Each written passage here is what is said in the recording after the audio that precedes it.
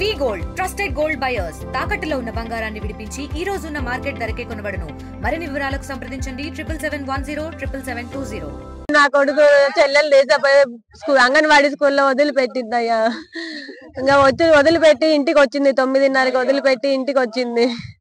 ఇంటికి వచ్చిన తర్వాత 10ంటికో 10:30కో ఏమో బయటకు వచ్చిండంట.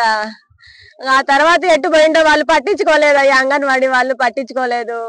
1:30కి నా చెల్లెలు ఇంటికి తీసుకొచ్చుకుందాం, కొడుకును అన్నం తినిపించుకుందాం అని వచ్చింది.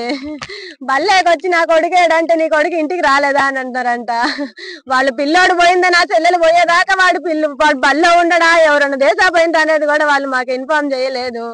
ఫోన్ అన్నా చేయలేదు మీ పిల్లోడు ఇంటికి వచ్చిండా అని.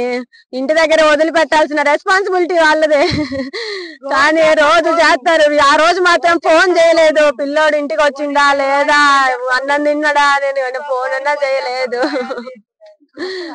ఆ తర్వాత ఊరందరూ 1:30కి పోయి ఊరంతా ఎదుకులాడిండ్రు. చాలా పని లేదన్నా. మాకు ఎటువంటి శత్రువులు ఊర్లో లేరు. మా అత్తవారి ఊర్లో గాని, నా పుట్టిల్లో గాని, మా అమ్మ వాళ్ళకి గాని, మా భర్తకు గాని ఎటువంటి శత్రువులు మాకు లేరు. కానీ ఎటో జరిగింది అనేది అర్థం కాలేదు.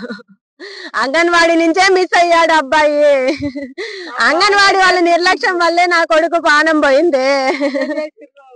వాళ్ళ నిర్లక్ష్యం వల్లే నా కొడుకు ఈ రోజు పోయిండు.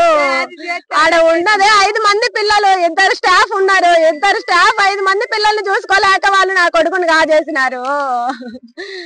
10:30కి బల్లో నుంచి పిల్లోడు పోతే 1:30 దాకా ఆడున్నాడు అనేది తెలియలేదు.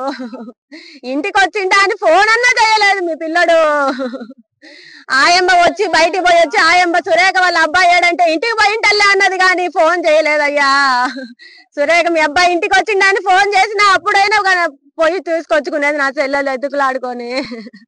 తెలుగులో ఫాస్టెస్ట్ న్యూస్ ఇప్పుడు కొత్త అవతారంలో 5 సెకండ్లోనే పూర్తి వార్తా సమాచారం మీ చేతిలో.